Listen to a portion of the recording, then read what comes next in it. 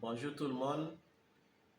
Dans cette nouvelle vidéo, nous allons répondre à une question qui a été posée par un abonné en inbox. J'ai jugé nécessaire de faire une vidéo parce que beaucoup d'entre vous, surtout ceux qui font dans l'élevage de gros ruminants, ceux qui font dans l'ensilage ont souvent ce genre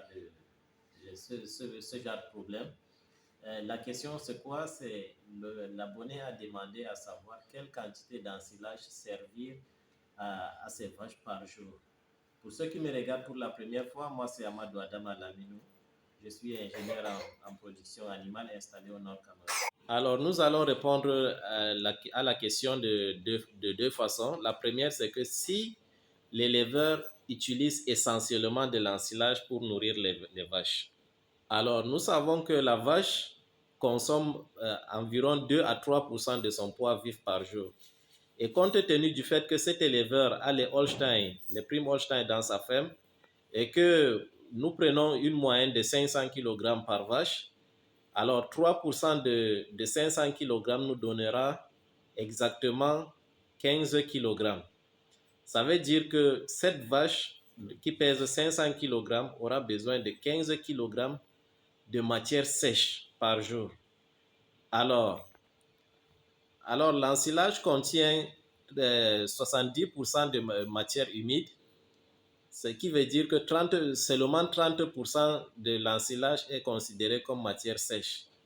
Si nous prenons 100 kg d'ensilage dont nous déshydratons, nous aurons environ juste un tiers de son poids vif en termes de matière sèche, ce qui revient à dire que c'est 30 kg de matière sèche dans 100 kg d'ensilage. Alors maintenant, combien de kilogrammes d'ensilage aurons-nous besoin pour combler les 15 kg de matière sèche dont cette vache qui pèse 500 kg aura besoin par jour? Nous ferons juste la règle de 3, c'est-à-dire 100 fois 15 divisé par 30 qui nous donnera exactement 50 kg. Alors, le deuxième volet de la réponse, c'est que ici, nous partons du fait qu'on veut donner un aliment équilibré à la vache. Et une ration équilibrée de la vache contient 80% de fourrage, 18% d'aliments concentrés et 2% de sels minéraux et vitamines.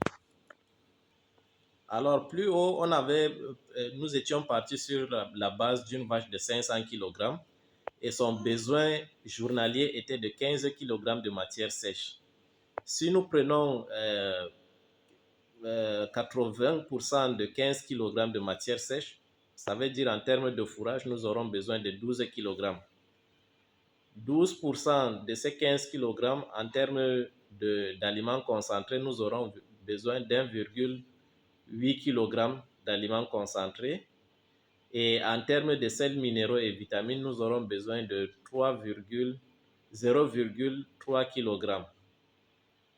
Alors, on avait dit plus haut que l'ensilage contenait essentiellement 30% de matière sèche. Alors, pour trouver les 12 kg, combien de quantité d'ensilage correspond à ces 12 kg de matière sèche?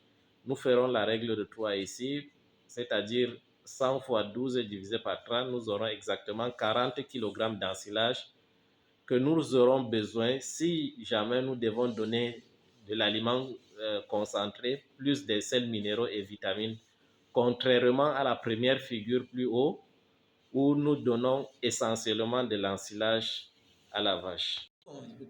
Convenez avec moi ici que l'élevage aujourd'hui, ce n'est plus l'élevage d'avant, c'est pratiquement une science.